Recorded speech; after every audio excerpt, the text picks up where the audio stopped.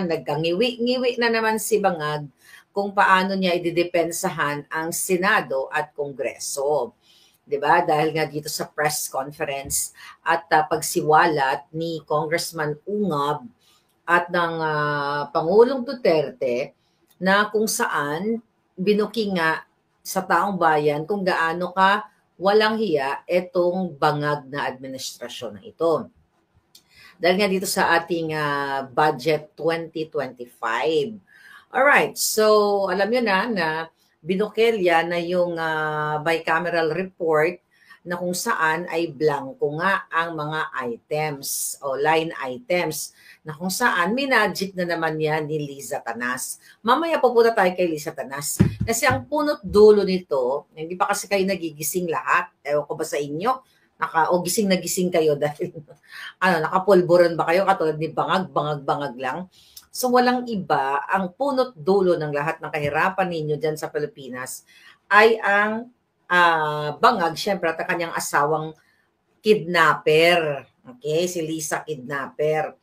So dahil sa statement ni Pangulong Duterte na isiniwalat nga nila ni Congressman Ungab na ito ay dapat makulong, malagay ito sa kulungan lahat ng mga kongresista, sa Senado o mga yun nga House of Representatives, mga kawatan, dapat makulong kapag bayaran nila ang kanilang mga kasalanan at ipasuka sa kanila ang lahat ng pera ng bayan. Hindi lang kulong, dapat nga gurgore.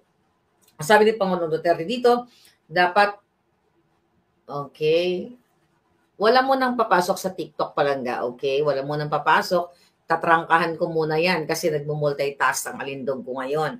Nag-simulcast pala. O, ganun na rin yun. Alright, sabi ni Pangulong Duterte, please correct it or recall the budget and demand the explanation kung bakit dumating sa inyo yan na ganun ka-blanco. Parang binigyan ka ng blankong cheque dyan at bahala na kayo anong ilagay ninyo. Tapos actually, it took like 2 araw pa ba bago pinalipas pa nila yung 2 araw pa yata o mahigit 1 araw mahigit. Tama ba ako? Ayan, comment na kayo dyan. Teka, pati ko na konti yung mga alindog nyo. Alright, just comment lang mamaya, babasahin natin yan mga palangga. So, pinalipas pa ng mga julul, okay, sa gobyerno ni Bangag, itong pagsagot sa statement or not only statement, doon sa expose o pasabog ni Pangulong Duterte at ni Congressman Ungab, kasama nga sila Attorney Vic Rodriguez doon.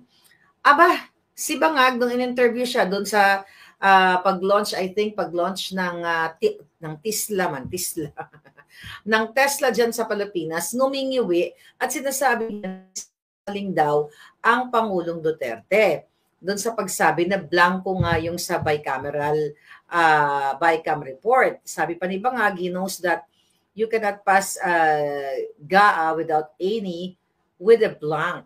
Sa kasaysayan nga siya ng buong Pilipinas, hindi pinapayagan na magkaroon ng item, di ba? Sabi niya.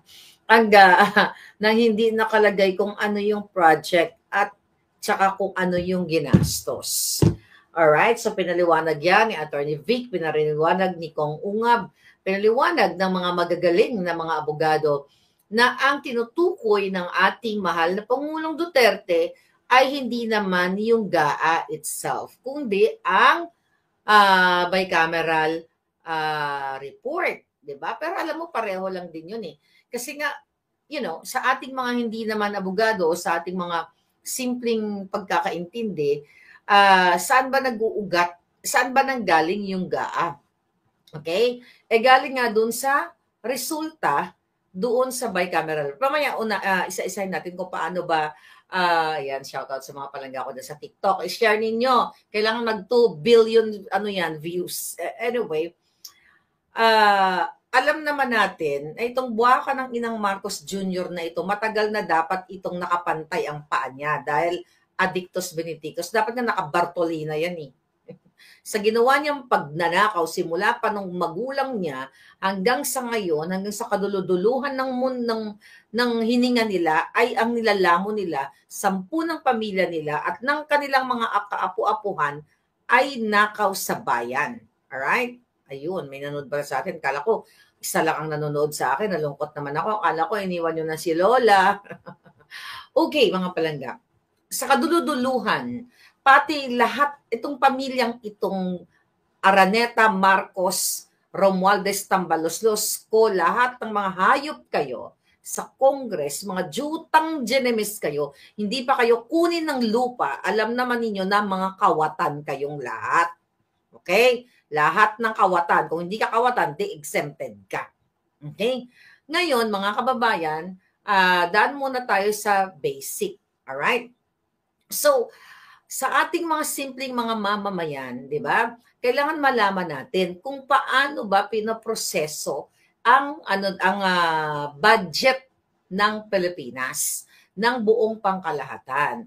So ito ay nanggagaling nga ito sa executive branch na kung saan diyan sa appointee ni Bangag diyan sa DBM.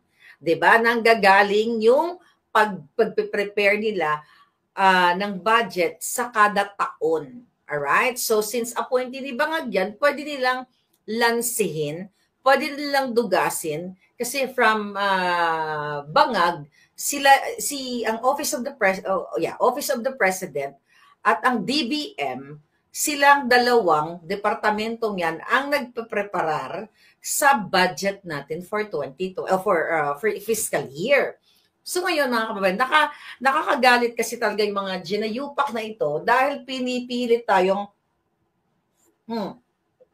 dugasin. So every year may budget. Ngayon mga kababayan, so hinahanda yan ng Pangulo niyong Bangag at ng DBM kung ano-ano yung mga pangangailangan o kung ano ang, sinasubmit nila yan sa Congress, lower and upper house nga, para magpag-usapan nila o yung tinatawag nilang deliberation.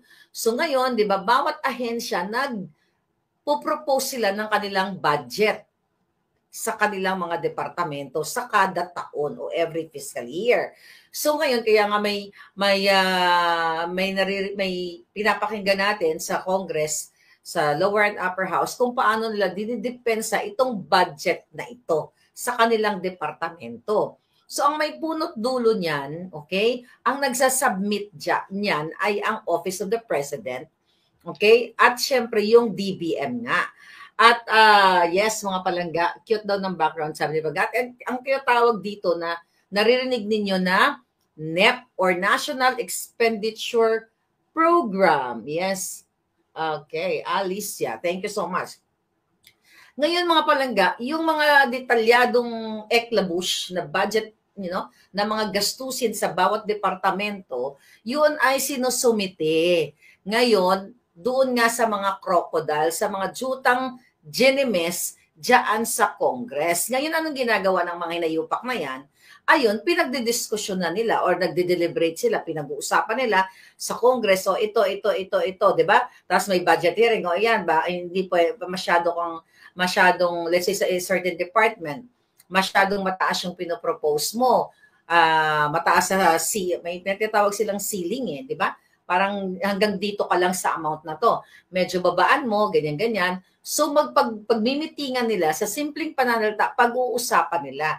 Magkakaroon ng deliberation diyan sa mababang kapulungan na sinasabi at sa mataas na kapulungan ng mga mandarambong, which is sa Senado. So ngayon, mga palangga, at napaliwanag na rin naman yan ang ating mga magagaling na abogado at yes, ayan. Yeah, si Jess. Anong eksena dito? So, sa ating simpleng kaalaman, pinag-usapan sa lower house and upper house, House of Representatives and Senate. So, pag meron silang hindi pinagkakasunduan na certain line o whatsoever dyan, so yun yung tinatawag na bicameral hearing or meeting. Yun yung sinasabi ni Congressman Ungab at ni Pangulong Duterte doon sa bicameral hearing na yon at doon sa report na yon ay blanco. Okay? Blanco ang mga line items. Kaya nga nagdrama si Bangag doon, nagsinungaling sila noong December 15 or 16 ba yon? Yeah, 15. Basta, bago magpasko na sinasabi na pag-aaralang mabuti, titignan ng mabuti, yung natututukan daw ni Bangag Jr. kung paano or pag-aralan niya yung bawat linya by linya doon sa bicameral report na yon. Alright? So ngayon, nagsalita nga si manggagamit doon, si Amy Marcos, na hindi siya pumirma doon, na sinasabi niya na paano daw siya pipirma ng, ano ba eksaktong term niya, eksaktong word niya dito. Ni-screenshot natin dito. Ang sabi ng hitad, alright, December 18, dumating ang sabi niya, dumating, masyadong malalim ang Tagalog, dumating ang December 11, ang petsa ng pangalawa at huling BICAM meeting. Uulitin ko po ang ikalawa at huling meeting nitong BICAM na ito. Minabuti kong hanapin ang mga papeles at dokumento bago sana magsalita at magbigay ng anumang reaksyon. Ngunit sa kasamaang palad hanggang ngayon, lahat kami ay nangangapa sa dilim. Ito, daming drama nitong Jutang Genemes na mga eksenang ito eh. Walang mga detalye o paliwanag ni walang konkretong numero. Ang tanging hawak ko ay ilang datos ng DSWD na tila nila pastangan. Sabay ang PhilHealth, sabay na rin ang DepEd. Kaya't sa kabila ng pagnanais kong makisama, hindi ako pumipirma sa kahit anong papel hinggil sa BICAM report na yan. At nagsusulong magbawas ng pera sa mga lehitimong proyekto para lamang ipasok ang AKAP. Lakihan ng labis-labis ang MAIP at pagpiestahan ang DPWH. Paano naman ako pipirma sa blankong kulang-kulang na papel? So ito'y confirmation actually dun sa statement, sa revelation or expose ni Congressman Ungab at ni Pangulong Duterte. Sabi ni Amy Marcos, sa hindi ba lamang dahilan ni wala akong natanggap na kahit anong tugon, hindi pinakinggan ang aking pakiusap. Di ba binoljak natin siya nung time na yan? Sabi ko na presidente ang kapatid mo, wala kang alam, wala kang hawak na papel, ganyan-ganyan, drama-drama. Ngayon, mga palangga, alam na natin na itong pamilyang ito, puro kaletsihan, puro kasinungalingan. Now, ito ang eksena ngayon. Okay? Hindi sinagot ng mga nakapirmang mga Jutang Genemes. Okay? Nasa na yon? Ng mga senador na. Sino ba yung mga nakapirma doon? For sure, ang iba sa inyo, alam nyo na kung sino yung mga pumirma doon, di ba? Andun tingnan lang natin para sa kapayapaan ng bayan. Alright, so ito ang, buti nakabalik na yung TikTok ko ha, okay.